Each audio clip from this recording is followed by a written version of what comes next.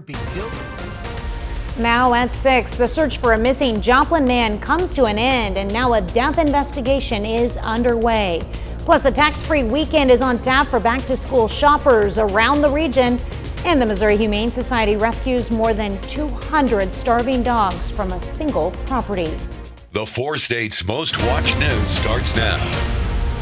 The search for a missing Joplin man comes to a tragic end. This is KOAM News at 6. I'm Tanya Bach. Newton County deputies say they found 34-year-old Austin Carnes dead yesterday morning.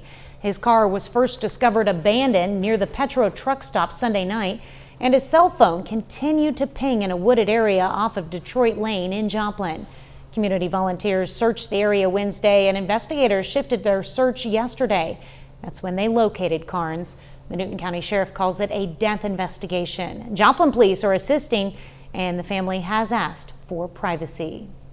Well, the back-to-school tax holiday started today, giving families a bit of a break at the register for school-related items. KOAM's Mitch Adams joins us live from Joplin with more.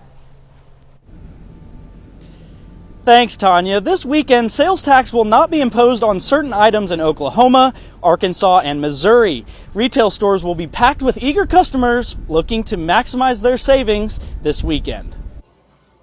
School is just around the corner, and shoppers in Missouri, Arkansas, Oklahoma, and some Kansas towns will be out in full force buying school supplies. The tax holiday started Friday and lasts through August 3rd. Sales, including some technology and clothing items, will be temporarily exempt from state and sometimes local sales taxes. I think it's good, especially with how expensive things are. I went and bought school supplies for my kids, and I spent $50 on binders, and I think it's good. It's an incentive to those who are spending money on essential supplies, which can mean big savings for some families. I highly encourage all of my friends that have kids going into school to go shopping just because there's no tax, and I think it makes it cheaper. Although some states celebrate this holiday throughout their entire state, some do not, including Kansas. Many retailers may promote specials this weekend to stay in competition with neighboring businesses. Reporting in Joplin, Mitch Adams, KOAM News. Back to you, Tanya. All right. Thank you so much, Mitch. Well, Chief Meteorologist Doug Hetty joins us now with a first look at weather. And it turned out to be a fantastic day for us today. It's August 1st. And it doesn't feel like what it did a couple days ago, which, hey, we'll definitely take. A warm, fantastic weekend. We're talking about 80s, which is great, less humid over the next couple days. Just 2 days ago, we were banking up against 100 degrees. Some rain chances, not a lot, some late Sunday night into Monday, and then very hot again once we get into next week. Not a whole bunch going on. We tracked a few little showers in northwestern Arkansas. Besides that, it looks pretty good for your evening. 80s, 70s, eventually into the low to mid 60s later on tonight. So it's going to be very comfortable. Let's go through your Saturday. It looks pretty good. Mid 80s, partly sunny skies. We're going to look at the heat returning and those rain chances here in a bit. All right, thanks, Doug. The Missouri Humane Society is calling it the largest dog rescue in a decade. The organization rescued more than 200 starving dogs from a single property. Several kittens, birds, and a rabbit were also seized. Emma McDarris has more from Christian County. We still don't have a final number. We are up to about 160 so far from this house, and we are still removing dogs from the house. The Missouri Humane Society Task Force and the Christian County Sheriff are working together to rescue dozens and dozens of dogs from a house just outside of Ozark city limits. A few weeks ago, there was an anonymous tip to the Humane Society. We've been working with their investigators for the last few weeks on this situation. Culminated into what you see happening now, rescuing all these animals. The dogs are now receiving medical care at the Humane Society's facility in St. Louis. The very first thing we do is a quick health assessment. They're basically triaged. They're weighed, they are given a look over by our veterinarian who gives them a body condition score. Christian County Sheriff Brad Cole says his office is trying to work with the owners who voluntarily surrendered these animals. Doing everything we can to make this process as easy for these people as we can, because as you know, in hoarding situations, it involves a mental health issue. So we are compassionate towards the human beings as well involved in this, and have been working with them to try to get them the mental health treatment that they may need. It's heartbreaking for the animals. It's heartbreaking for the people who are hoarding. Our role is to get the animals to a safe place, and then hopefully, things will go into place so that it doesn't happen again. The Humane Society says the animals will receive care until they're ready for adoption. The Sheriff's Office plans to present their case to the prosecutor's office. Well, coming up, officials in Miami, Oklahoma cut the ribbon on a new airport terminal, plus a centennial announcement. Ewart Park is getting major upgrades. I'm Lonnie Walton in Joplin. I'll have that story coming up. Ewart Park marks its 100th birthday during the annual Joplin Emancipation Celebration this morning. The park opened July 12, 1925. Now, this weekend's festival is steeped in heritage and hope. As KOAM's Lonnie Walton reports, this year the celebration carries even greater meaning as it marks the beginning of long-awaited renovation plans. I heard the other day that someone say, "Oh, are you talking about the homeless park?" Elise Cooper is the chair of the Joplin Emancipation Celebration Committee, a group aimed at trying to make changes to a place African Americans congregated back in the day. It was just full of people. People would come here on Sundays and they would have like Sunday dinners, they would hang out, there were sports going on. Some may call this place a homeless park, but Cooper says it's built with a purpose. This park became a park. It was deeded to the city to be used by the African American community during segregation. Due to the park having African roots, Cooper says it got little attention. But Paul Boomberg, the director of Parks and Recreation, says things are changing. To renovate the park and actually turn the swimming pool into a splash park with an ice ribbon, right? And locals are excited. I'm pumped. I've got a 1.5-year-old, so we've gone to King Jack a few times, and I think this is going to be super awesome. Bloomberg says the history this park holds won't be forgotten. The historical part to this park is huge, and it needs to be told. So now with the renovation and everything happening, I think that it's amazing. I'm so happy that it's happening. This renovation will kick off the Emancipation Celebration today, which will feature everything from live music, games, and more. Organizers tell me a successful park is a park full of families having lots of fun. Reporting in Joplin, I'm Lonnie Walton, KOAM News. The celebration runs through Sunday. All activities are free to the public. A little later, there's a growing need for construction workers around the country, and our area is no exception. And it looks like our temperatures are going to be fantastic for the weekend, but we are going to heat back up. We'll look at that coming up. Well, we're kicking off the month of August actually feeling pretty good. We are in low 80s today, high temp 82, humidity not bad across the region. And we're going to see a pretty good weekend, but we're going to have a slow rising trend, especially as we get into next week. Not a whole bunch today. We've had some clouds kind of shooting through, a couple little random showers in northwest Arkansas. Besides that, everybody across the four-state area is looking pretty good. You can see those dying showers in our southern counties, really from Bentonville down through the River Valley into Fort Smith, Arkansas. Besides that, looks pretty good. All right, let me take you through time. We're going to say mostly clear skies tonight. Temperature is great, 62 in Nevada, 64 in Anderson, 64 in Parsons.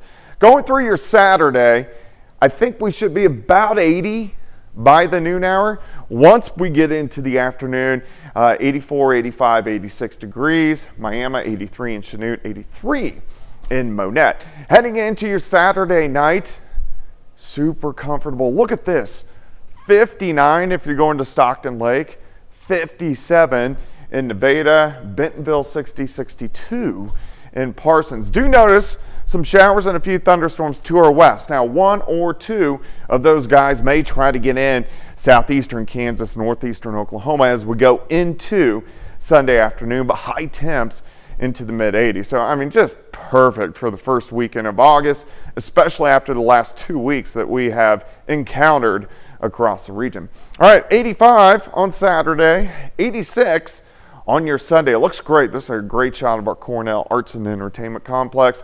Looking northeast, nice light little breeze across the region. Through the evening, 80 by now, and then 70s, eventually into the mid-60s. Later on tonight, look at the temperatures.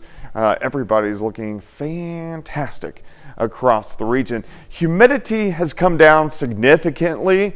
We're sitting into the mid-60s. What that means for you is it feels a little sticky, but we're not in that muggy to soupy range that we have been really so accustomed to over the past couple weeks. Now, we've had little ripples in the upper level flow, so there have been some showers. There's another one up here, and that may give us a couple showers as we get into Sunday. Besides that, the overall pattern is pretty calm. Our big heat dome, our high pressure, has shoved back toward the south and to the west. It is going to pump back in, especially the second half of next week. So you get this big ridge, and that means the heat and the humidity return.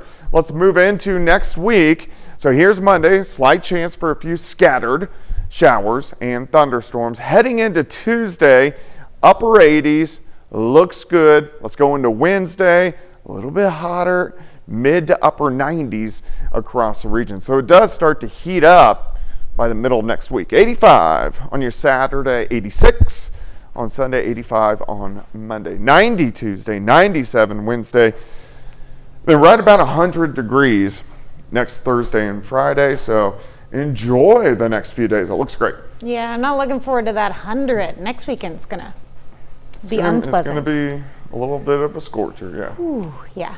All right, thanks, Doug. Well, the ribbon is cut on a new state-of-the-art terminal for the Miami Regional Airport. Officials say the new design aims to enhance the travel experience through cutting-edge facilities, contemporary architecture, and convenience. The Oklahoma governor and several state officials attended today's ceremony.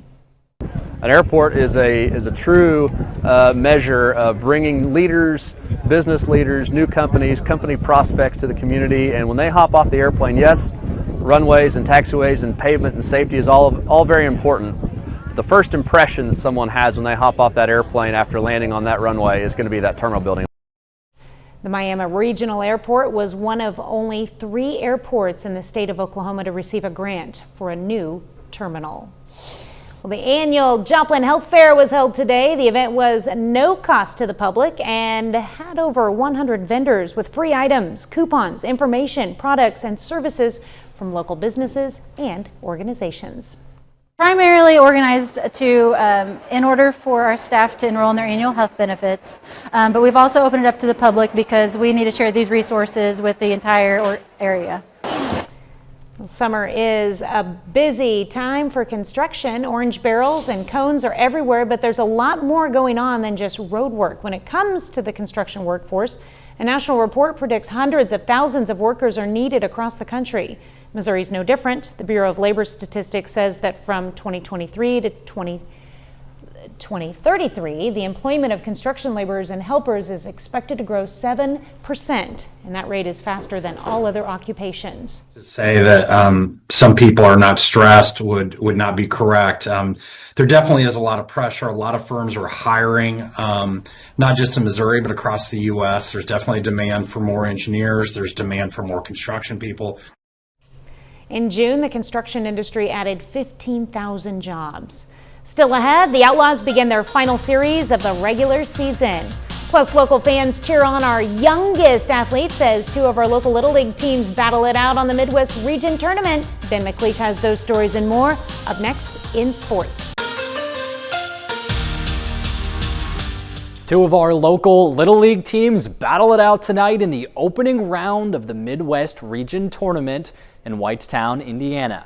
But right here in the 4 states, fans cheer on their local teams. In Pittsburgh, fans gather at local bar The Pit to watch the Pittsburgh All-Stars represent Kansas. The Little Leaguers went undefeated in the state tournament. Now they have their sights set on the Little League World Series, and their opponent in the opening round is a familiar one. They take on the Webb City All-Stars, representing Team Missouri for the 2nd straight year. That's right, it's a Kansas versus Missouri matchup in the opening round of the Midwest Region Tournament, Pittsburgh versus Webb City. This tournament is double elimination style, so neither team is going home tonight, but a win in the opening round is crucial for a deep tournament run. Right now, Worcester scoreless in the second inning. The winner will go on to face South Dakota. Over in the Mid-America League, the Joplin Outlaws begin their final series of the regular season. The Outlaws take on the Marshals in Game 1 of a 4-game series. Joplin's won 9 out of their last 10 games and already has first place locked up. But the Marshals sit just 2.5 games out of the final playoff spot, which means the Marshals have everything to lose and the Outlaws have nothing to lose. First pitch tonight is at 7:05. In the major leagues, the Royals and Cardinals get back on the diamond after the trade deadline. Kansas City can get back to 500 with a win over the AL leading Blue Jays. The Royals were small buyers at the deadline, adding some pieces like outfielders Randall Grichuk and Mike Yastrzemski, but their biggest move was extending their star starting pitcher Seth Lugo. Now that the Royals roster is set, they've got a lot of work to do for a late playoff push. They sit 9.5 games behind in the Central and 3.5 games out of a wild card spot. Right now, we're knotted up at 0 in the first. But the Cardinals take a different route at the trade deadline. They were minor sellers, giving up bullpen arms Phil Maton and closer Ryan Helsley. The Redbirds sit at 500 and have cooled down since the All-Star break. Although they sold at the deadline, the Cards roster remains mostly intact, so don't rule out a playoff appearance this year. They currently sit 5.5 games out of the wild card. They've got a tough matchup tonight versus the Padres. They start at 8:40. So with the Little League, that Webb City playing Pittsburgh, is there, since it's double elimination, is there a chance that they could actually play each other again? Yes, there is. That would be awesome. So the winner goes on in the winner's bracket, the loser in the elimination bracket, and the person that comes out of the elimination bracket could potentially face the other team, or they could meet each other in the elimination bracket if another team loses first. Well, I mean, obviously we're rooting for both teams. They both can't win, but it's amazing that they both made it. I'm just hoping one of them can come out and represent the Midwest in the Little League World Series in Williamsport. That'd be awesome. That would be really awesome. Well, that's it for sports. We're back after this. There's a look at what's coming up on KOAM News at 9 on Fox 14. We'll have more on Missouri's tax-free weekend before the start of the school year. Plus, the Trump administration promises to help with the cost of prescription drugs. And an 80-year-old woman is crossing off her bucket list one item at a time. Those stories and a lot more tonight on KOAM News at 9 on Fox 14. All right, final check of the forecast? Yeah, it's going to be a great weekend. 85 tomorrow, 86 on Sunday. Now, there could be a random shower on Sunday. This would be on the Kansas and the Oklahoma side, but majority of the weekend looks pretty good. Enjoy these 80s and overnight lows in the 60s because 90s and 70s return next week. I wish the 70s were the high. That would be great. That would be nice. That would be nice. Wait for the fall. All right, final sports note. Well, the Pittsburgh All-Stars are playing the Webb City All-Stars right now. Team Missouri, Webb City just jumped out to a 2-0 lead, but we still got a lot of baseball left to go. All right. Well, thank you for watching. We will see you right back here at 10. Have a great evening and an even better weekend.